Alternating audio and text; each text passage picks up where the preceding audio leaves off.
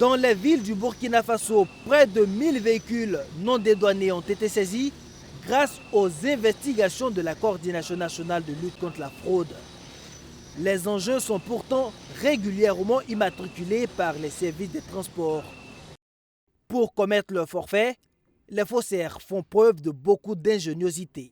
Après leur importation auprès des services douaniers, il se trouve des usagers qui, sur la base de manipulations infographiques, parviennent à modifier les déclarations de sel, engrais, l'huile alimentaire, herbicides, marchandises diverses, etc.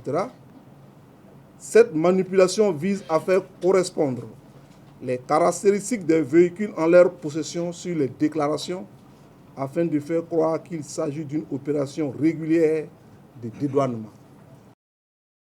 Ainsi, avec les documents falsifiés, ils arrivent à s'octroyer des immatriculations qui sont certes légales, puisque délivrées par le ministère des Transports, mais qui n'ont pas été régulièrement dédouanées.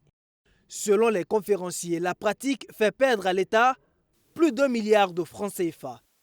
Ils regrettent le manque de coordination entre les services de l'administration publique, ce qui aurait permis de mieux lutter contre ce phénomène.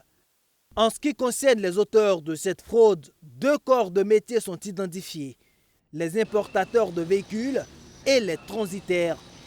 Pour entrer en possession de leurs engins, les propriétaires doivent faire le dédouanement et payer les amendes irrelatives.